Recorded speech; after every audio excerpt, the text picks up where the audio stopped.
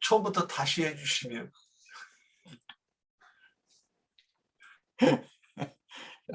요약해서 다시 말씀드리자면, 사울은 이스라엘이 큰 자예요. 골리앗은 할례 없는 자들을 대표하는 블레셋 가나안족의 큰 자예요. 그런데 큰 자라는 점이 있어서 영은 같은 영이다 이거예요. 이스라엘 사람이지만, 말하고자 하는 의도는 이스라엘의 왕이지만 할례 없는 자를 대표하는 골리앗과 같은 영이다, 그런 말이에요. 예.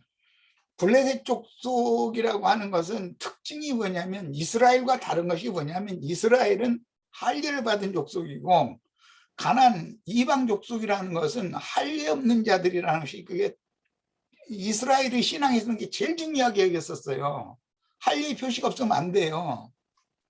그 말은 무슨 뜻이냐, 오늘날 기독교계가 믿기만 하면 구원을 얻는다, 이것을 강조해요. 초보이도라고 그래요. 그러나 믿음이 장성한 이후에 피 흘림의 비밀, 즉 믿음의 비밀이 자기 것으로 그게 흔적이 남아 있어야 되는 거예요. 그렇지 않으면 누구한테 가서 내가 믿었다는 증거를 댈 수가 없는 거예요.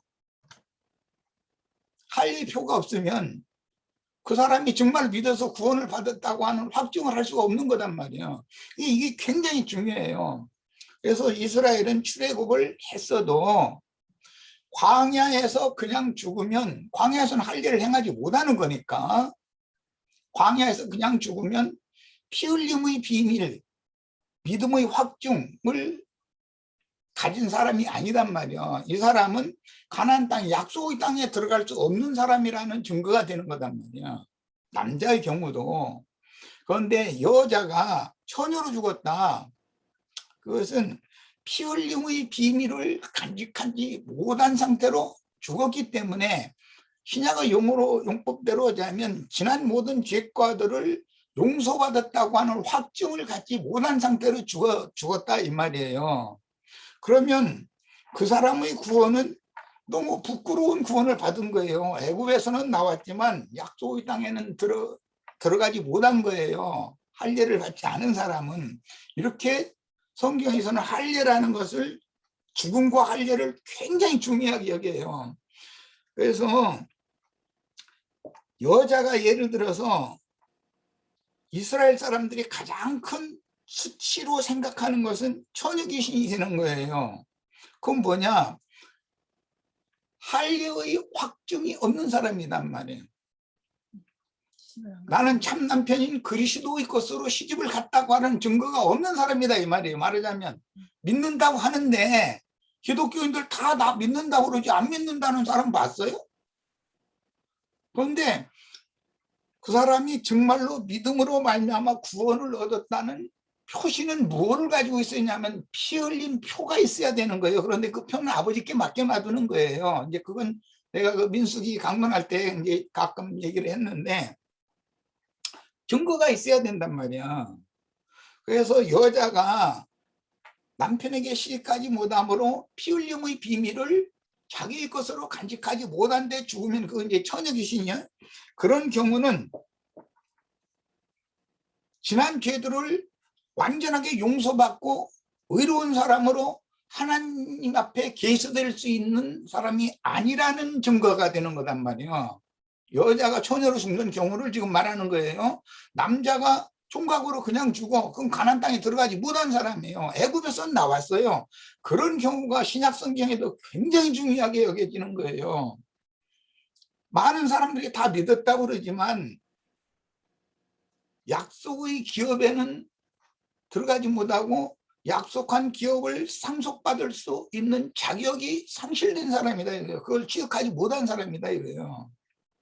그렇기 때문에 성경에서는 남자가 가나안 땅에 들어가서 할례산 아래에서 할례를 받는 것은 믿음의 증표가 되는 것이고, 여자가 남편을 만나가지고 피를 흘리는 영적 체험을 하는 것은, 그것은 결국 그런 과정을 거쳐야 그 사람이 여자가 해산함으로 구원을 얻는다라는 말씀이 얼마나 중요한지를 알아야 돼요. 피 흘림의 비밀을 모르는 여자는 해산함으로 구원을 얻을 수가 없어요. 이 말은 무슨 뜻이냐? 저주받은 땅이 치료를 받은 적이 없고, 그 다음에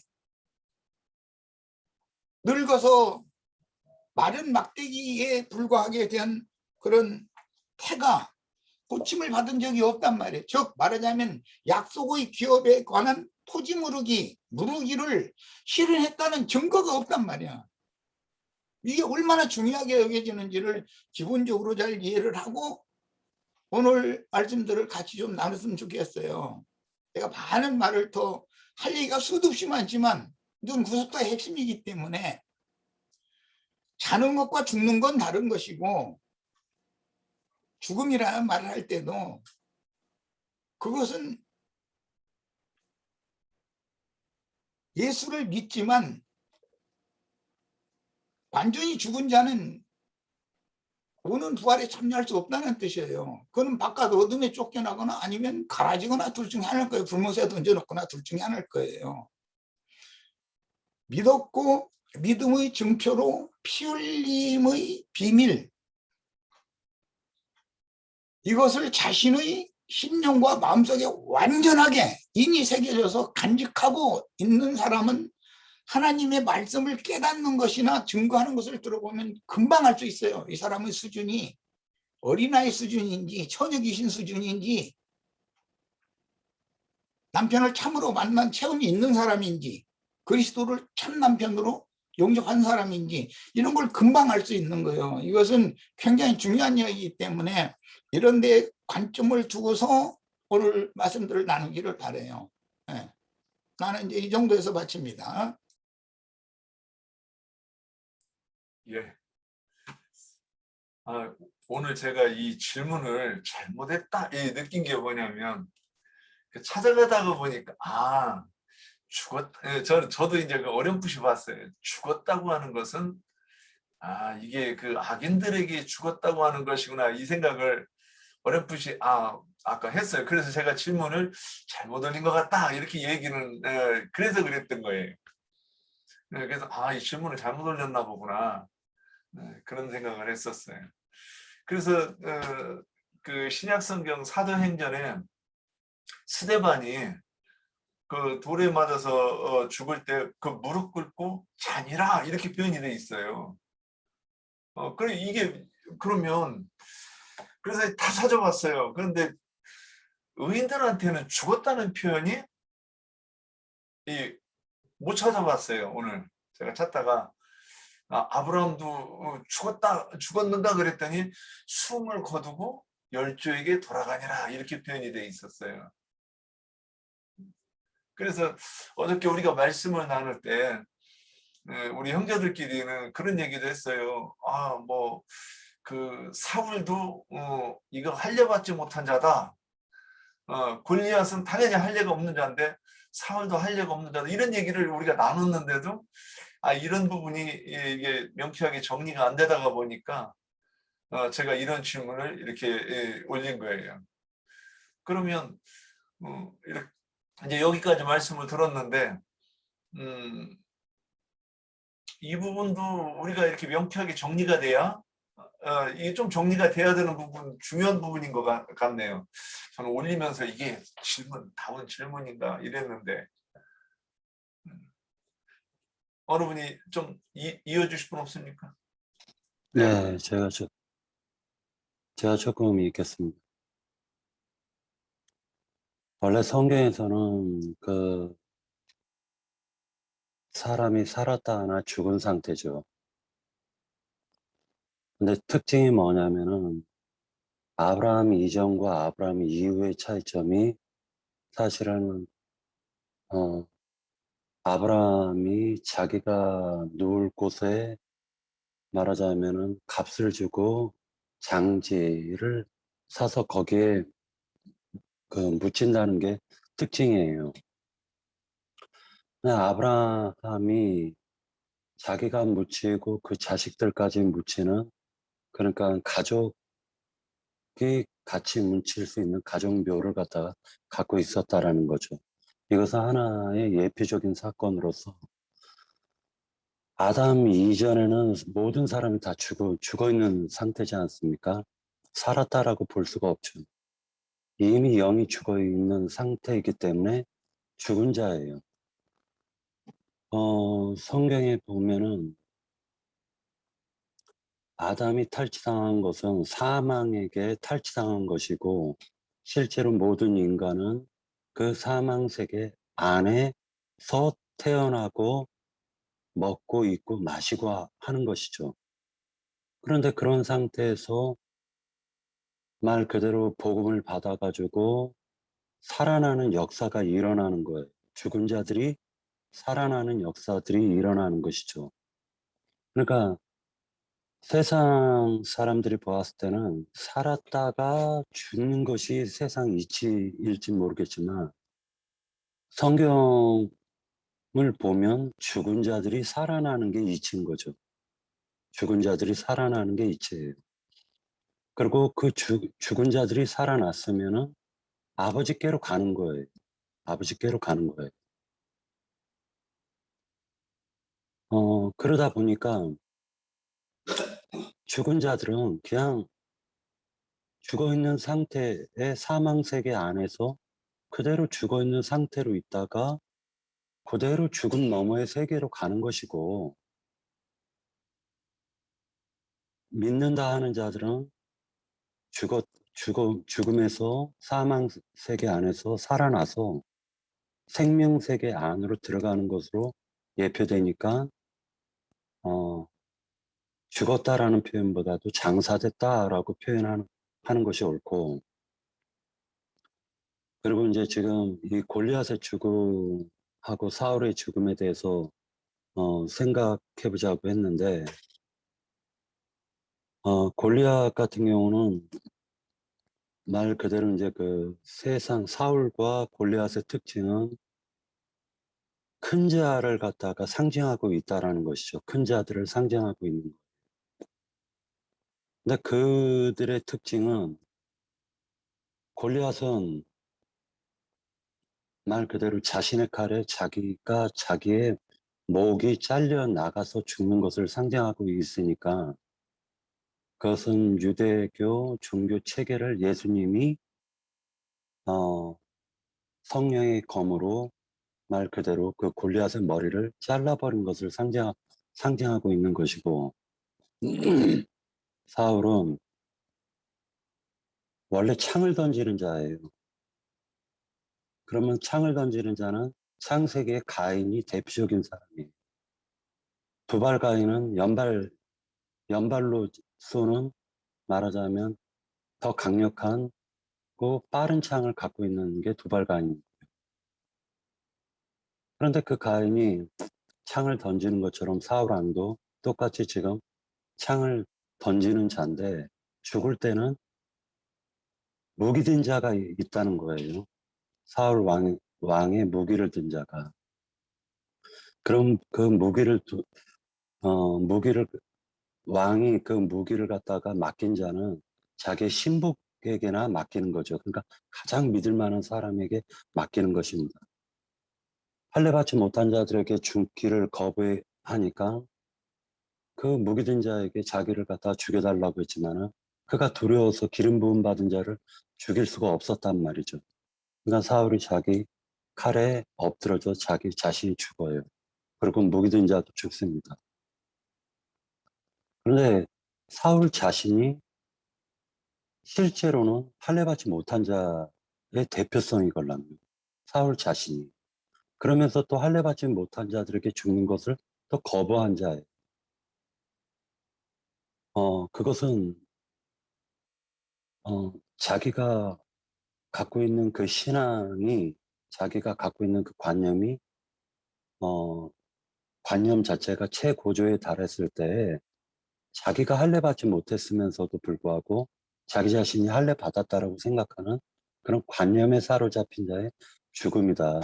그래서 대표적으로 가룟 유다 같은, 신약 성경의 가룟 유다 같은 사람이 아닐까라는 생각을 해봅니다.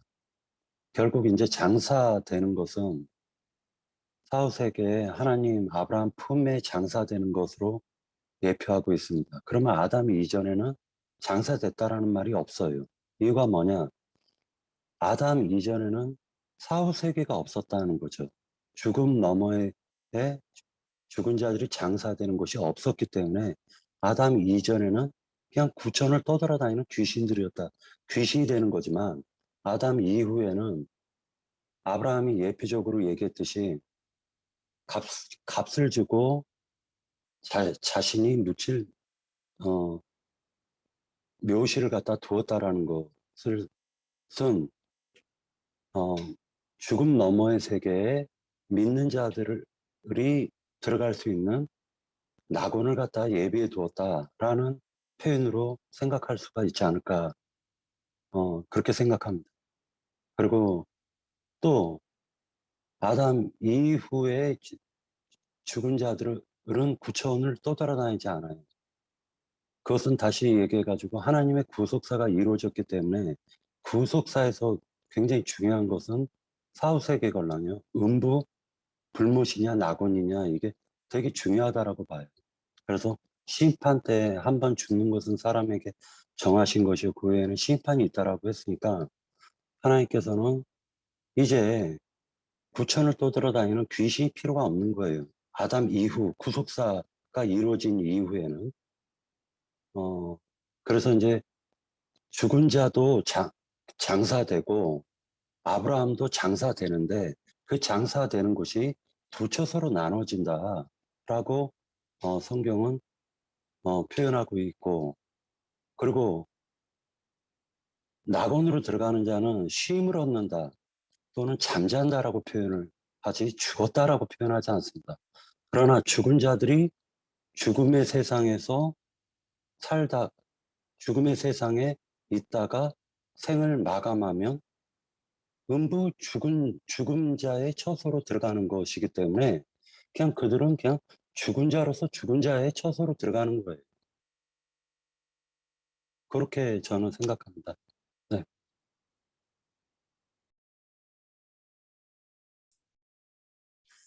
예. 또 이어가실 분 계십니까?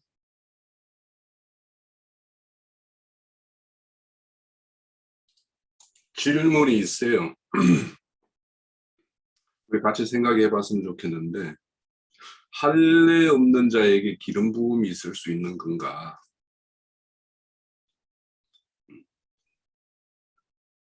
그럴 수가 있는 건가?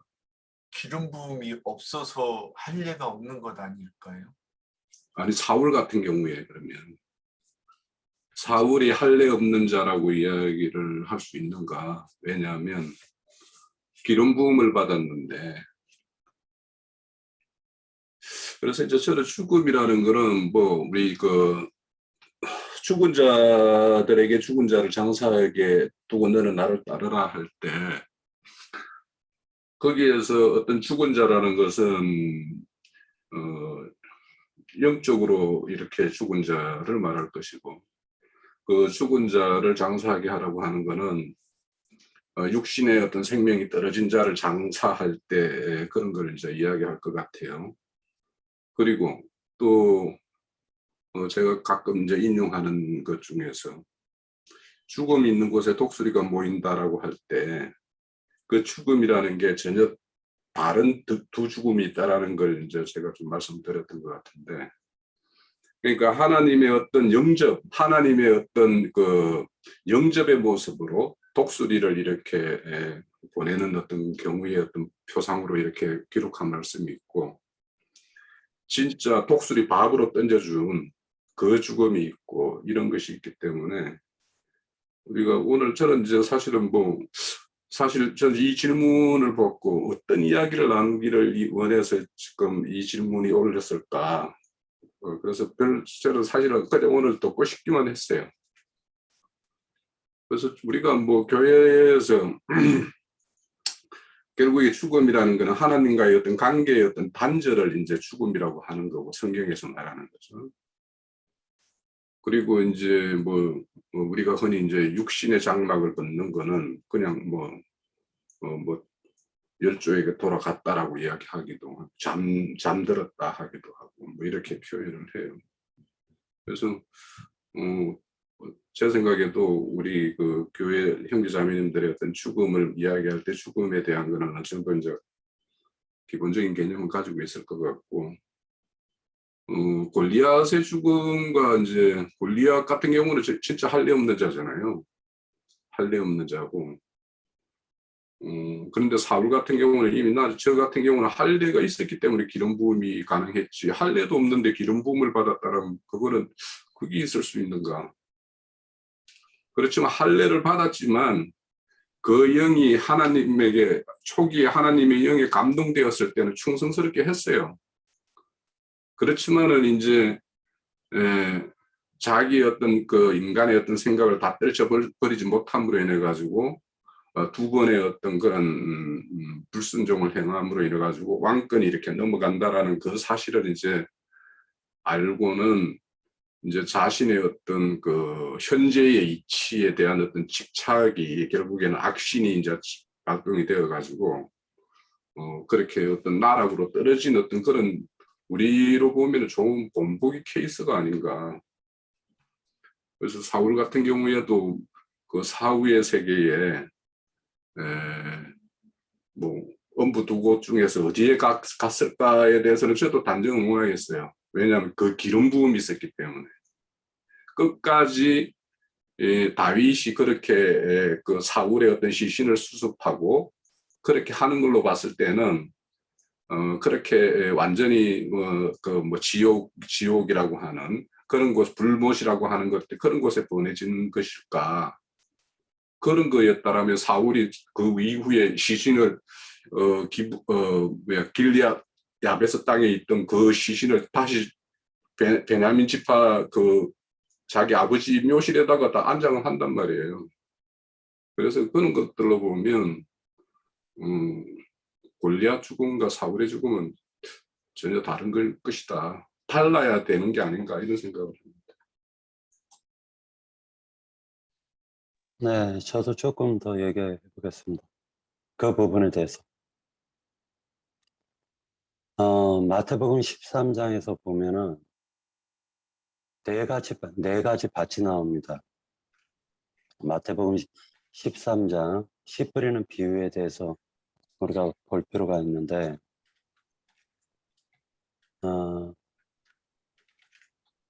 3절에 보면은요, 예수께서 비유로 여러 가지를 그들에게 말씀하여 이르시되, 씨를 뿌리는 자가 뿌리러 나가서 뿌릴새 더러는 길가에 떨어지며 새들이 와서 먹어버렸고, 더러는 흙이 얕은 돌밭에 떨어지며 흙이 깊지 아니하므로 곧 싹이 나오나 해가 돋은 후에 타서 뿌리가 없으므로 말랐고, 더러는 가시떨기 위에 떨어지며 가시가 자라서 기운을 맞고, 더러는 좋은 땅에 떨어지며 어떤 것은 100배, 어떤 것은 60배, 어떤 것은 30배의 결실을 하였느니라.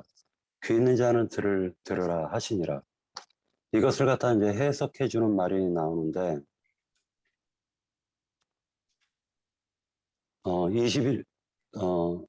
19절서부터 18절서부터 보면, 그런즉 씨 뿌리는 비유를 들으라. 아무나 천국 말씀을 듣고 깨닫지 못할 때에는 악한 자가 와서 그 마음에 뿌려진 것을 빼앗나니, 이는 곧 길가에 뿌려진 자요. 돌밭에 뿌려졌다는 것은 말씀을 듣고 즉시 기쁨으로 받되 그 속에 뿌리가 없어 잠시 견디다가 말씀으로 말미암아 환난이나 박해가 일어날 때 곧 넘어지는 자요. 가시떨기에 뿌려졌다는 것은 말씀을 들으나 세상의 염려와 재물의 유혹에 말씀이 막혀 결실하지 못하는 자요. 이렇게 얘기하고 있습니다. 그렇다면은 네 가지 밭 중에 한 가지 밭은 말씀을 받지만 곧바로 마귀가 뺏어가 버리는 밭이 있다라는 거죠. 그러면 사울은 기름을 부음 받았으나, 대표적인 사람이지만 기름 부음 받았지만 첫사람으로서 기름을 부음 받았기 때문에, 즉 할례 받지 못한 자가 기름을 부음 받은 자기 때문에 곧바로 악한 자가 와서 하나님의 모든 말씀을 뺏어간 자의 대표성을 갖고 있다. 그래서 옛사람으로서는 구원받을 길이 없다라는 걸 사울이 지금 보여주고 있는 것이다 라고 저는 보여집니다. 그래서 다윗과 사울의 차이점이라는 것은 다윗은 한번 기름을 받고 그 부음 받은 그 증표로 자기의 삶이 그 생선이 구워진 삶을 살았다는 거예요. 하나님이 드시기에 마시기에 먹기에 참으로 맛있게 구워진 다윗의 삶과 옛사람으로 하나님의 말씀을 깨달아 안다고 하는 그 바리새인들의 삶은 다르다라고 보여지는 거예요. 그래서 사울은 기름 부음 받았지만 대표적으로 할례 받지 못한 자를 상징하는 것이고, 다윗은 기름 부음 받아가지고 하나님의 말씀이 그 육신에 이루어지는 삶을 산 자의 특징이 있기 때문에 똑같은 기름 부음 받았다고 해서 새 사람이라고 볼 수는 없는 것이다 라고 생각합니다. 이 문제는 성경이 굉장히 중요하게 다루는 어린아이의 구원과 청년 이상 아비에 이른 분량의 그 성도들의 구원이 어떻게 다른가, 지금 그걸 말하고자 하는 거기 때문에 사울 왕이라는 사람이 할례를 받지 못했다 이렇게 단정하면 안 되고, 할례를 받았는데 종교의식의 할례를 받은 거예요. 유대인들이 할례를 안 받은 게 아니에요. 남자는 난지 8일 만에 다 할례를 받는 거예요. 그 의무예요. 사울이 할례를 안 받은 게 아니죠. 그런데 그 사울이 받은 할례라는 건 율법 종교의식을 행한 거다라는 말이고, 사울은 결국은 영적 할례, 마음에 행하는 할례는 못 받은 사람이다, 안 받은 사람이다 이 말이에요. 근데 이제 그 문제를 명확하게 구분을 하고 나서, 믿음과 할례라고 하는 것은 종교의식으로 행하는 할례를 행하는 것과 영적 할례를 행하는 것은 차이가 있어요. 그래서 할례산에서 할례를 행하는 문제와 가나안 땅의 애굽에서 종교의식으로 조상 대대로 이어오던 할례를 행하는 문제는 전혀 다른 문제인 거예요. 네, 이 문제를 명확하게 해야만 고린도전서 3장이나 히브리서 6장에 보면 어린아이들은 그리스도의 심판대에 다 서는데 그때 상을 받는 것이 아니라 해를 받을 것이다 이렇게 돼 있어요. 그럼 어린아이니까 태어나지 하나님의 나라 백성으로 태어나지 않았다는 건 아니잖아요. 태어났는데 생명이 너무 어리다라는 말이지, 남자는 난지 8일 만에 할례를 종교적으로 종교의례로 무조건 받아야 되는 거예요. 그러니까 율법 종교 행위를 통해서는 메시아의 왕국을 유업으로 받는 것이 아니다라는 말이죠. 메시아의 왕국을 받기 위한 표상 모형이 될 뿐이지, 그런데 그림자만 붙잡고 있고 실제가 없었다, 지금 이걸 말하는 거예요. 그러니까 그리고 이제 그 사울의 죽음에 대해서도 우리 지체들이 오늘 사무엘상 31장 그 부분만을 봐서 사울이 자기 칼을 이렇게 세우고 자기가 엎드러져 가지고 죽은 줄로 알고 있는데, 아직 숨이 끊어져 가고 있는 중에 아말렉 사람이 와서 그 숨통을 마무리를 해서 끊었어요. 자기 칼로 사울이 그냥 죽은 게 아니에요. 어차피 살아날 수 없는 그런 이중한 중상을 입은 거죠. 자기 칼로 자기가. 이 사람은 아무리 해도 살아날 가망이 없다라고 판단했으니까 그 아말렉 사람이 그 목을 따고 투구를 가지고 다윗한테 달려가 가지고 상 받을 줄 알고, 그런데 상을 받은 것이 아니라 해를 받았잖아요. 오히려 죽임당했어요, 그 아말렉 사람이. 이런 것을 연계해서 생각을 해야 돼요. 그래서 신약복음은 믿고 그다음에 영적 할례를 받은 이후에 가나안 땅의 그 정복 전쟁을 수행해서 땅을 차지한다라는 말은, 조금 전에 내가 말씀을 드릴 때 잃었던 기업, 땅을 되찾는 얘기단 말이야. 토지 무르기를 하는 얘기예요. 아담 세계에서 하나님이 아담에게 주신 그 기업을 아담이 마귀에게 값없이 그냥 다 넘겨줘 버렸기 때문에 그것을 물러서 되찾아 주려고 예수님이 오셔야 되는 거예요. 기본 원리는 여기서 나오는 거예요. 그런데 믿음만 강조하는 거, 초보의도만 강조하는 거, 십자가에서 죽는 뭐 얘기만 날마다 강조하는 건데, 그래서 그거는 너무 초보의도다. 어린아이들이 신앙이다. 내가 이걸 자꾸 얘기하잖아요. 죽으려고 예수 믿는 건 아니잖아요. 죽은 자들 가운데서 살리심을 받는 완전한 구원에 들어가려고 우리가 예수를 믿는 것이지. 그런데 초보의도에만 심취되어 있고 묶여 있고 매여 있고 갇혀 있고 그런 사람들이 큰 성 바벨론에 있는 하나님의 백성들이란 말이야. 그들은 그리스도 심판대에 섰을 때 상을 받는 것이 아니라 해를 받는다고 돼 있어. 고린도전서 3장이나 히브리서 6장이 나오는 말이에요. 사람들이 안 믿었다는 말이 아니에요. 믿음으로 구원을 얻은 사람들이에요. 그런데 영적 할례를 받은 생명의 체험이 없다. 즉 주관적으로 지난 모든 죄과들을 단번에 사면받은 피 흘림의 비밀이 그들에게는 믿어지지 않았다는 거예요. 그럼 이게 무슨 소린가를 모르는 거예요. 말하자면 대제사장이 1년 1차에 제성소에 들어가서 속죄제물의 피를 가지고 피를 뿌려서 모든 백성들의 죄를 단번에 사면받아가지고 나오는데 그것은 하나의 모형이지 실제로는 예수님이 세상 모든 죄를 지고 가는 하나님의 어린 양으로서 그분이 죄가 없는 분이지만 수염소로서 붉은 황소로서 그분이 모든 제사를 완성했다는 거예요. 이제 히브리서에 나오는 말이에요. 이 사실을 분명하게 믿어진 영적 체험이 있느냐의 문제단 말이에요. 머릿속으로 복음을 계속 말씀을 들어서 알고 있는 것과 그 복음을 들어서 알고 있는 그 알미 믿음으로 화합돼서 자기 자신의 생명이 된 것과는 전혀 생명의 체험과는 전혀 별개의 문제단 말이에요. 이 문제를 오늘도 정확하게 말씀들을 나누기를 바라요.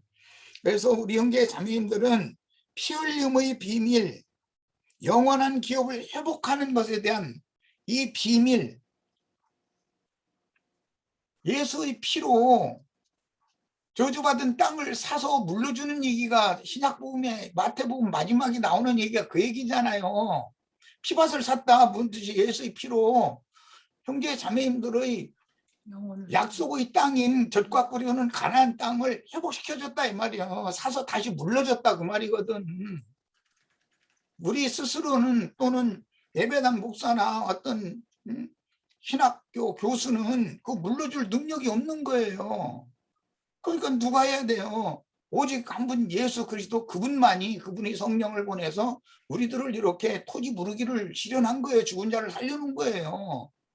이런 거에 대해서 명확하게 자신이 생명의 체험으로 자기가 피 흘림을 당한 그런 흔적을 간직한다. 바울 사도는 그렇게 표현을 했는데 영적 할례 그런 흔적을 가지고 있어야 된단 말이야. 둘째 휘장이 단번에 위로부터 아래로 찢어진 그런 증표가 딱 있어야 되는 거예요. 그런데 그것이 없이 이런 말 저런 말 많은 말을 듣는 신앙생활을 오래 하다 보면은 그 사람이 정말로 구원을 받았는데 구원을 영생을 얻은 다음에 영생을 취하해야 되고 구원을 이루어야 되는 거예요. 그 다음에 영생을 일단 얻은 사람이나 영생을 취하는 거예요. 이렇게 성경이 구원을 이미 받은 사람 보고 너희가 두렵고 떨림으로 너희 자신의 각자의 구원을 이루어라. 이미 구원 받은 사람 보고 그렇게 말하는 의도를 잘 이해를 하셔야 돼. 그러니까 이 성경이 말하는 구원이라는 것은 영이 거듭나는 것, 영의 구속만 다루는 것이 아니라 혼의 구원 과정을 통해서 위로부터는 저수로 덧입혀져서 영의 몸으로 덧입고 오는 세상에 나타나서 완전한 기업을 상속받는 데까지 가는 것을 말하고자 한단 말이에요. 그런데 오늘 말씀에 이제 잔다, 죽는다, 장사됐다 등 여러 가지 비유를 한 거예요. 그러니까 이런 점에 있어서 잘 정리를 하셔서 교제를 나누시기를 바래요. 내가 너무 이렇게 간여를 좀 되도록이면 않는 것이 좋은데 간여를 안 하면 엉뚱한 방향으로 나가버릴까 봐서 내가 그래서 자꾸 바로잡는 거예요. 네, 맞습니다. 제가 좀 할게요. 예, 화내지는 마시고요. 아, 제가 좀 할게요, 선생님. 예. 저기 서울의 죽음에 대해서 잠깐 깨달은 느낌이 있어가지고 그러는데요. 사도행전 7장 마지막 절에 한번 보죠. 사도행전 7장 마지막 절에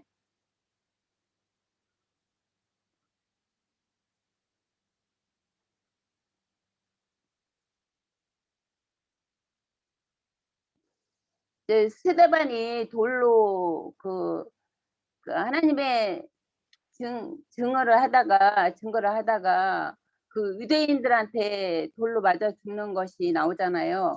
이게 바울이 서울이었을 때, 서울이었을 때는 큰 자죠. 이게 57절에서 보면 7장 57절 보면 그들이 큰 소리로 지르며 길을 막고 일제히 그에게 달려들어 성 밖으로 내치고 돌로 칠세 증인들이 옷을 벗어 사울이라 하는 청년의 발 앞에 드니라. 그들이 돌로 스데반을 치니 스데반이 부르짖어 이르되 주 예수여 내 영혼을 받으시옵소서 하고 무릎을 꿇고 크게 불러 이르되 주여 이 죄를 그들에게 돌리지 마옵소서 이 말을 하고 자니라. 사울이 그가 죽임 당함을 마땅히 여겼더라. 그렇게 여기서 하고요. 이게 사울이 유대교회에 있을 때 사울이 할례를 받은 자들이고 사울을 생각하면 돼요. 사울이 어떤 사람이었는가? 이게 가말리엘 문화생에다가 율법에는 흠이 없는 자라고 했거든요. 근데 여기 22장 2절에서 몇 절만 볼게요. 그들이 그가 히브리 말로 말함을 듣고 더욱 조용한지라. 이에 이르되 나는 유대인으로 갈릴리 다소성에 났고 이 성에서 자라 가말리엘의 문화에서 우리 조상들이 율법의 엄한 교훈을 받고 오늘 너희 모든 사람들처럼 하나님에 대하여 열심히 있는 자라. 내가 이 돌을 박해하여 사람을 죽이기까지 하고 남녀를 결박하여 옥에 넘겼노니 이에 대제사장들과 모든 장로들이 내 증인이라. 또 내 앞에 그들에게서 다메섹 형제들에게 가는 공문을 받아 가지고 거기 있는 자들로 결박하여 예루살렘에 끌어다가 형벌받게 하려고 갔더니 가는 중 다메섹에 가까웠을 때에 오정쯤이 되어 후련히 하늘로부터 큰 빛이 나를 둘러 비침에 그가 땅에 엎드려져 들으니 소리가 있어 이르되 사울아 사울아 내가 왜 나를 박해하느냐 하시거늘 내가 대답하되 주님 누구시니까 하니 이르시되 나는 내가 박해하는 나사렛 예수라 하시더라. 그리고 여기서요 이제 쭉 읽으면 좋은데 갈라디아서 2장에서 몇 절 볼게요.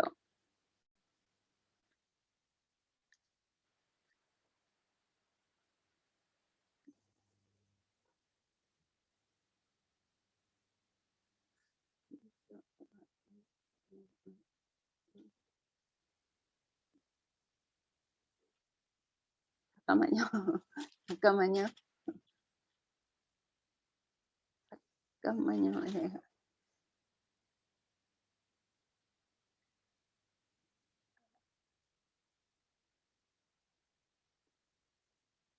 아, 내가 찾아놨는데.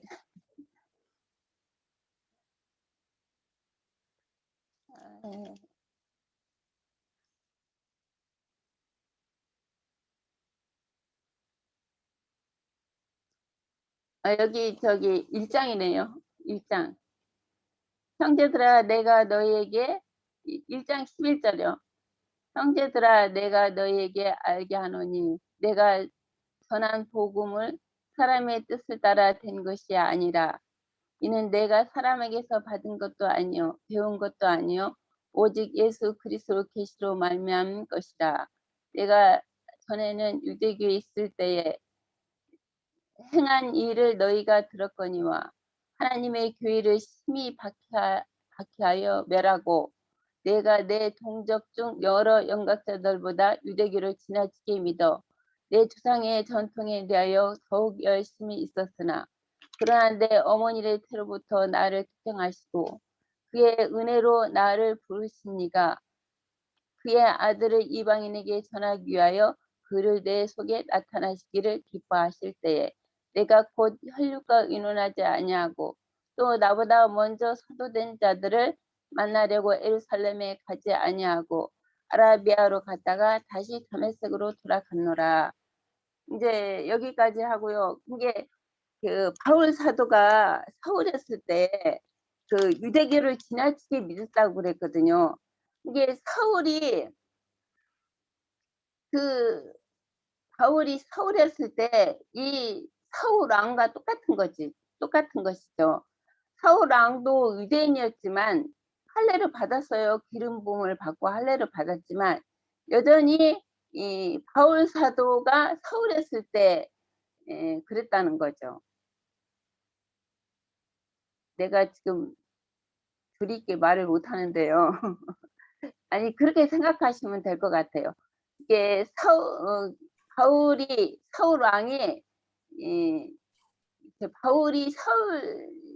바울 되기 전에 서울했을 때 그 모습이다 이거죠. 신약에서는. 예, 하여튼 대충 알아듣기는 할 것 같아요. 자,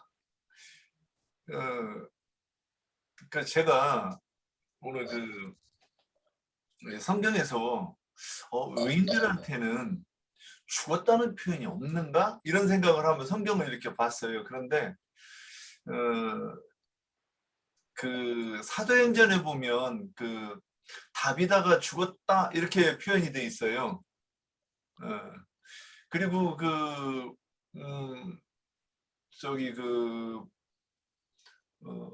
그 무덤에서 산 나사로도 죽었다 그러시고 예수님은 잠들었다 이렇게 표현을 해요. 그런데 이 표현들이 그러면 똑같이 죽었다고 말하는데 어떤 거는 어떤 사람은 그러면 이 죽음에 대해서 얘기할 때 우리가 창세기 2장 17절에 보면 선악을 알게 하는 나무의 열매는 먹지 마라. 내가 먹는 날에는 반드시 죽으리라 하시니라 이렇게 말씀하셨어요.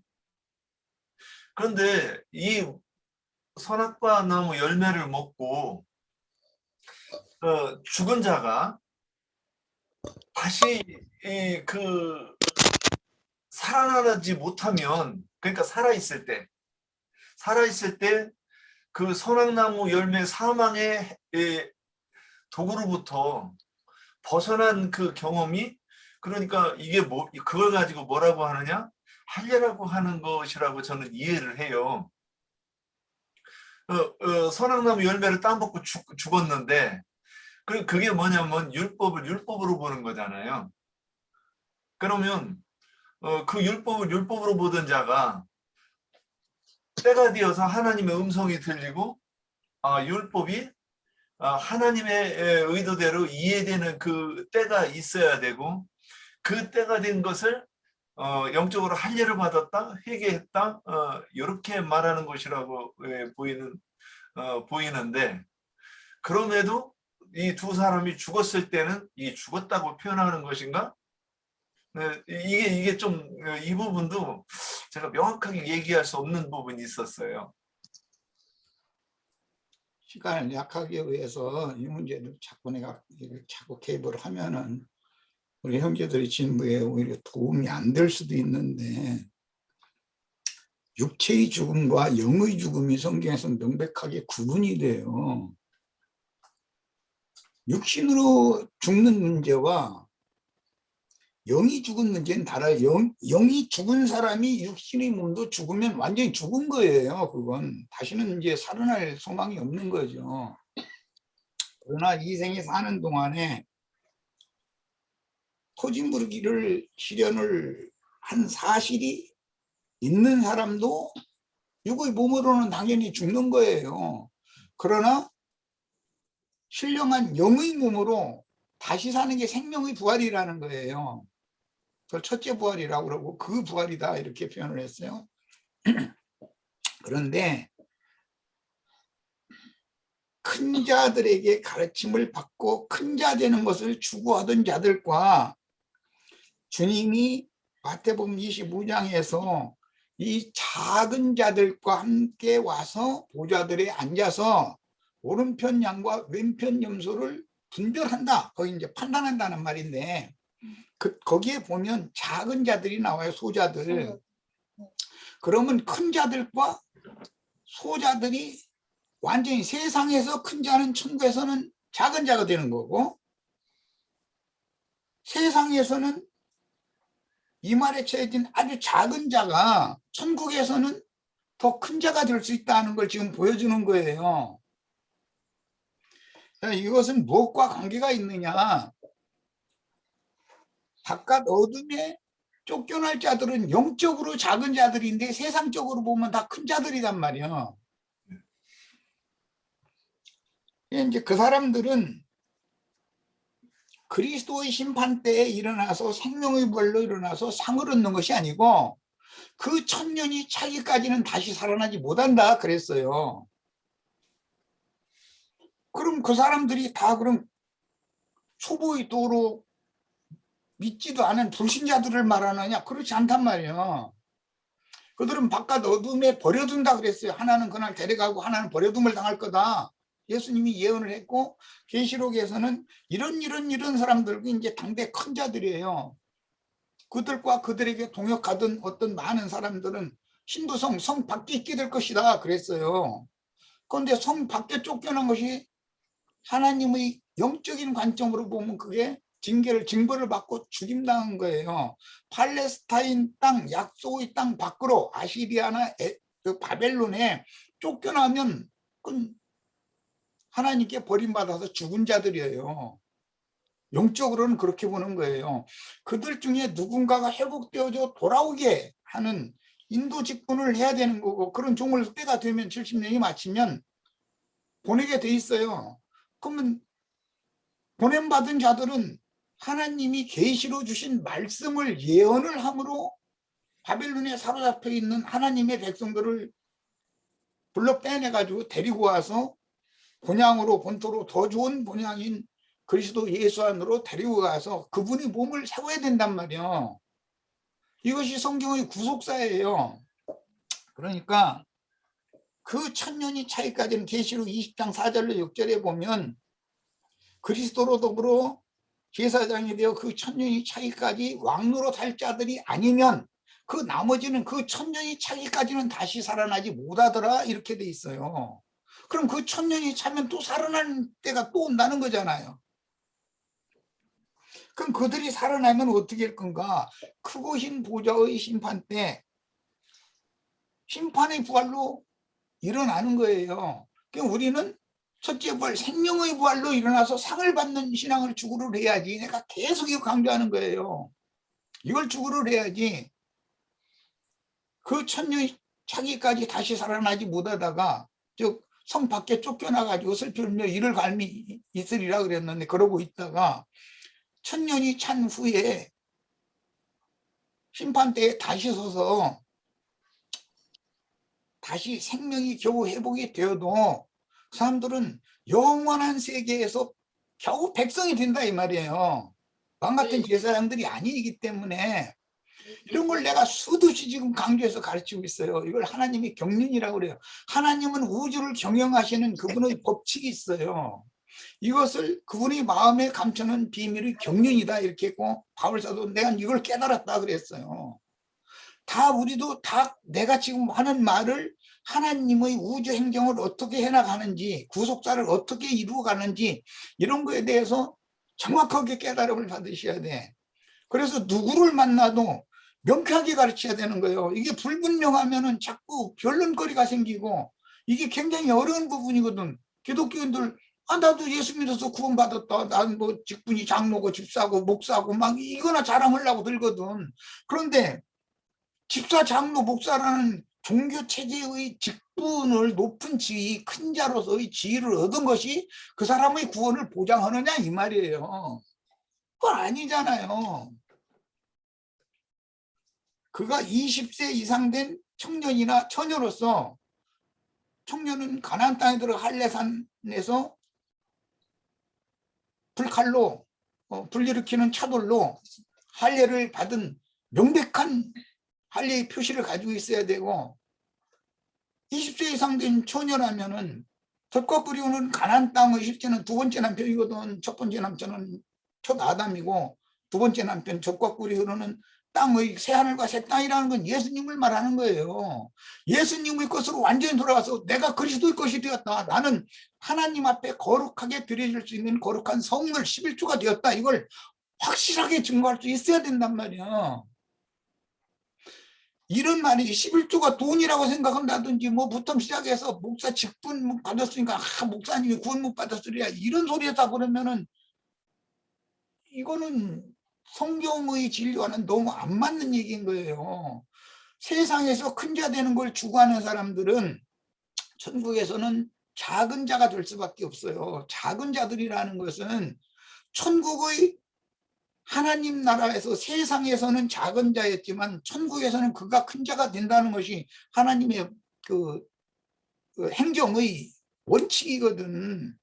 그래서 사울이나 골리앗 얘기가 나온 거고, 골리앗은 대적이니까 뭐 이제 가라지죠. 가라지 씨를 가진 자 중에도 엊그제 뭐 내가 이제 가끔 그 얘기하는데, 어떤 사람 죽으니까 거기에 막 기독교계 대표들이 다 모여서 그 극우주의자들이에요. 안수했다 해서 그 사람들이 이게 종교인이야 정치인이야 도대체 이 사람들이 뭐 하는 사람들이, 다 의심이 들잖아요. 그런데 기독교인들은 그런 신문을 봐도 의심 자체를 안 해요. 자기네들 신봉 추종하는 그 목사라는 사람이 너무 믿을 만한 사람이라고 그냥 철석같이 믿어버린 거예요. 그런 거 보고 맹신자라고 그래요. 과연 하나님의 말씀인 성경이 그러한가를 가서 정확하게 살펴야 되는 것이거든. 뭐 우리 지체들이 오늘 중요한 문제를 이렇게 육체의 죽음과 영적 죽음, 그다음에 육체로 큰 자와 영적으로 큰 자 이런 거에 대해서 하나님의 상과 벌을 결정한 게 그리스도 심판 때인데, 거기에서는 세상에서 큰 자와 그 큰 자에게 맹신하는 자들은 전부 하나님이 보시기에는 젖이나 먹는 자들이란 말이야. 그리고 젖 먹이는 자들이고, 세상 쪽의 큰 자들은. 근데 대부분은 내가 보기에는 가라지들이에요. 그건 본인이 가라지라는 의식조차 없어요. 이런 말을 하면 내가 그럼 신앙생활 잘못했냐고 해서 뭔가 퍼뜩 깨달음이 있어가지고 한번 들어보자고.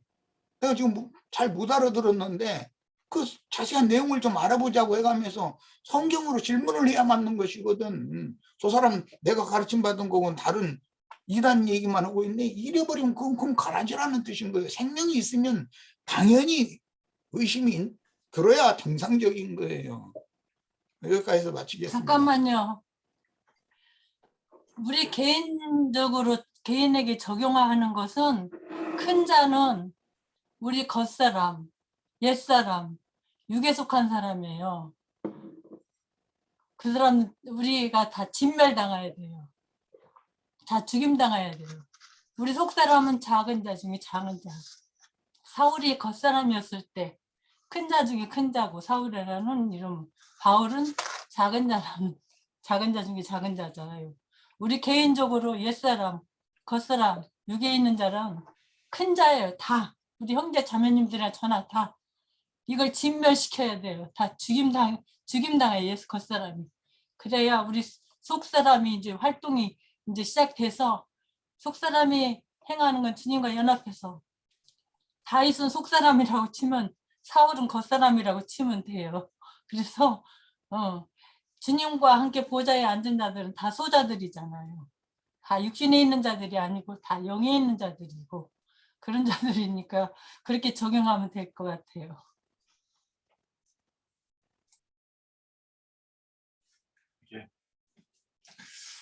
자, 제가 질문을 좀 잘못 올려가지고 이렇게 제 죄가 큽니다. 우리 형제님들이 이렇게 이 질문을 잘하면 이렇게 우리 나눔도 원활하다는 걸 제가 아는데, 제가 오늘 하여튼 오늘 시작하기 전부터 뭔가 좀 저기 한 걸 느꼈는데, 김옥경 자매님. 저도 질문 하나만 하려고 하는데요. 그래서 여기 사무엘상 17장 49절에 보면 다윗이 물맷돌로 블레셋 사람 골리앗의 이마를 이제 치니 골리앗이 땅에 엎드려졌다 이랬잖아요. 그러면 이 물맷돌이라고 하는 것은 잘 연단되어진 돌, 잘 훈련되어진 그런 말씀이지 않나. 그 잘 연단된 말씀으로 그 골리앗의 이마를 쳐서 깨부셨단 말이에요. 그러면 그 골리앗이 가지고 있던 우리 그 사람이 완전히 깨진 거죠. 사상이 깨져서 엎드려졌다. 이렇게 생각이 되어지는데, 그러면 이 골리앗에게도 이제 그 기업 무르기에 그 기회가, 회복의 그 기회가 주어지는 것인가? 그런 생각을 한번 질문을 드릴게요. 그 문제도 자꾸 내가 네. 개입을 하는데, 골리앗의 종교적인 관념은 다윗이 그동안에 연마한 10년과 부딪힌 거예요. 골리앗의 이마와 다윗의 그 물맷돌이 부딪힌 거죠. 네. 예수님의 진리 증거와 유대교 지도자들의 유대교의 교리가 지금 부딪힌 거예요. 그러면 유대교인들이 주님 앞에서 그 관념, 종교적인 사상, 그들의 이념, 이런 것이 즉 말하자면 오늘날 말하자면 기독교계의 조직신학 교리가 박살난다 이 말이에요. 예. 자, 그러면 골리앗은 그러면 관념이 깨졌으니까 그도 구원받은 사람인가? 그렇지 않아요. 처음부터 믿은 사람이단 말이에요. 블레셋 쪽 5방백 얘기하면은 믿었는데 할례가 없는 사람이라는 말인 것이지 믿지 않은 사람을 말하는 것이 아니라고요. 성경을 보는 관점을 지금 얘기하는 거예요. 그러니까 믿었는데 종교적으로 믿는 사람이에요. 그런데 특이한 것은 뭐냐면 골리앗의 그 어마어마한 검으로 자기가 죽임당해요. 다윗의 칼을 가지고 가서 죽이는 게 아니에요. 다윗의 손에는 무기가 없었어요. 다만 물맷돌과 물맷돌 던지는 그 물매만 가지고 있었어요. 그런데 골리앗이 이마에 돌이 박혔을 때 가서 그 목을 밟고 목을 따는 일은 골리앗이 차고 있던 칼을 가지고서 죽여요. 그러니까 자기 교리에 자기가 죽었다 그 말이에요. 장로교단 유명한 목사님 그게 블레셋 족속이라는 건 5대 족속이잖아요. 가드, 가사, 아스돗, 아스글론, 데그론 이렇게 이제 5방백이 이게 오늘날로 말하자면은 5대 종단을 상징하는 거예요. 그 자기네 나름대로의 교리가 있어요. 그런데 그들이 갖고 철두철미하게 주장하고 있던 그들의 교리, 그게 그들이 참 칼이잖아요. 그걸 가지고 자기 칼로 자기가 죽임당하는 거예요. 이 문제를 명확하게 하면 될 것 같아요.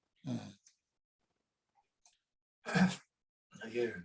그 사무엘상 이렇게 해서 그 31장 안에 그 보면 이제 죽고 나서 근데 이게 그 사울의 죽음을 앞쪽에서는 우리가 얘기할 때 이게 다 얘기하다가 뒤쪽에서 이제 활로레에서 이 용사들이라고 그러고 물러나지 아니하고 뭐 이렇게 하면서 굉장히 좋게 얘기를 그 다윗이 그렇게 이제 활로레에서 나오는 내용을 보면 또 이제 헷갈리는 거예요. 이게 이게 좀 성숙하면 여기 이 문제도 시간이 뭐 9시 10분이나 돼서 빨리 해서 마치려고 그래. 예. 침례자 요한의 사역은 사울의 사역과 같아요. 그것을 이렇게 대입을 그렇게 하시면 딱 맞아요. 그리고 다윗의 사역은 예수님의 사역과 같아요. 침례자 요한이 죽지 않으면 예수님이 사역을 하지를 못해요. 할 수가 없는 거예요. 사울 왕이 죽지 않으면 다윗 왕이 왕국을 세울 수가 없는 거예요. 왜냐하면 마쳐야 되니까 빨리빨리 하는 거예요. 예. 너무 이게 길게 물고 늘어지면 지루해 하시니까 예. 이 정도로 해서 마치죠. 시간이 지금 1시간이 넘게 지났으니까. 네. 성경을 보는 관점을 나는 말을 해주는 거예요. 이런 관점을 가지고 성경을 봐야 된다는 거예요. 예. 사울의 죽음은 세례 요한의 죽음과 같아요. 사울의 제자들이 사울을 그 시체를 갖다 후에 장사 지내줬어요. 요한이 죽을 때 요한의 제자들이 와서 그 시체를 장사 지내줬어요. 이런 것에 대한 상징이 되는 거예요. 그 다음에 사울이 죽었다는 세례 요한이 죽었다는 말씀을 듣고 가라사대 천국이 가까이 왔다. 회개하고 복음을 믿으라. 예수님이 말씀을 전하기 시작했다고 이렇게 돼 있어요. 이 점을 잘 연결하시기를 바라요. 네, 마칩니다. 예. 참 제가 너무 어려운 질문을 올렸나 봐요. 너무 쉬운 거를 올렸나 했더니 그러면 또 이렇게 뭐 더 하실 말씀 있습니까? 오늘은 질문도 제대로 안 되고 이렇게 우리끼리 이렇게 좀 말을 어떻게 매끄럽게 이렇게 해가지고 나눔이 어떻게 안 돼가지고 좀 고구마 먹은 것만은 좀 답답하긴 합니다. 어떻게 다음부터 어떻게 사이다를 마신 것처럼 이렇게 끝을 내야 되는데 아이고 참 저도 힘들고 여러분들도 많이 힘들었을 것 같습니다. 그럼 오늘은 앞으로는 우리 윤영재가 네. 어느 책을 하나를 정해가지고 네. 체계적으로 해나가. 그럼 윤영재 자신에게 많은 발전이 있어. 여기서 조금 저기서 조금 이런 식으로 이제 하는 것을 내가 윤영재 이런 소리는 좀 그런데 윤영재 스스로 하는 말처럼 말도 안 되는 소리를 질문이라고 올려놓고 또 엉뚱한 쪽으로 끌어나가고 하는 게 가끔 있어. 그런데 그게 윤영재의 영이거든 그게. 그런데 그걸 이제 바로 잡혀질 때까지 참고 기다렸는데 이제는 더 이상 이게 어떤 제목설교라고 이제 하는 기독교식으로 어떤 주제를 이렇게 올려서 이걸 가지고 토론하고 이러다 보면 계속 이 상태가 유지되는 거거든. 그러지 말고 체계적으로 진리 추구를 해. 이제 앞으로는 이제는 그 운전해서 돈 버는 것은 생각은 10%만 하고 90%는 말씀 읽는데 딱 두고 아내와 매일 상의를 해. 매일 그렇게 하기를 바래요. 우리도 많은 도움을 받았어야 하는데 왜? 예. 아이고 참 하여튼 깊이 새기겠습니다. 우리 김자매는 집에서 항상 전화기 앞에서 준비하고 있다가 물으면 대답하도록 하시오.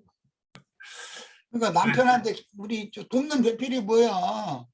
세상 일만 도와서 그 배필이겠어? 영적으로도 도와야지 당연히. 아내의 직무는 그건 거야. 저도 윤영재님의 그 직급까지 하는 거 이것보다 책을 하나 잡고 그냥 성경 읽기를 하든지 신약을 이제 윤영재님은 신약을 처음부터 마태복음부터 쭉 가면서 한 5장 읽고 그냥 뭐 읽고 그 다음에 시간에 우리 또 뭐 심층 토론을 하고 이렇게 하든지 그게 더 유익할 것 같아요. 저도. 그래요. 성경이 흐름이 있는 거기 때문에 그 성경의 흐름을 보고 이제 세상에서는 뭐 한의원 유능한 한의원은 맥을 딱 짚으면 맥을 잡을 줄 알아야 되는 것이거든. 맥을 딱 집어보고도 이 사람이 내장 기관의 어느 부분이 잘못됐다는 걸 딱 집어낼 수 있는 사람이 명의잖아. 다 그렇게 돼야 되는데 지금까지 우리 윤영재는 아마 내가 여러 많은 분들한테 윤영재는 저거 좀 무독이야라는 소리 내가 많이 들었어. 그런데 아니 가만 놔두라고. 그것도 해봐야 된다고. 저렇게 하는 것도 그게 하나님이 하시는 일인데 그걸 통해서 윤영재가 영적 진보를 이루면 나는 형제를 세우는 것이 더 중요한 사람이지 왜 그렇게 하느냐고. 그건 대부분은 그게 뭐냐면 어떤 성경 이야기가 나오면 그 흐름을 따라서 보는 것이 아니라 한 바퀴를 더 굴려. 그래가지고 엉뚱한 쪽으로 끌어가는 것이 좀 있었어. 이제 그런 것을 많이 지양하고 성경은 성경으로 풀어야 된다. 그 원칙을 딱 지키기를 바래요. 오늘 내가 이제 마지막으로 책만 겸해서 하고 싶은 얘기까지 다 했어. 예, 아이고, 그 성경 한 권 하면 그게 하여튼 어찌됐든 좀 주제 정하느라고 고민은 안 할 것 같네요.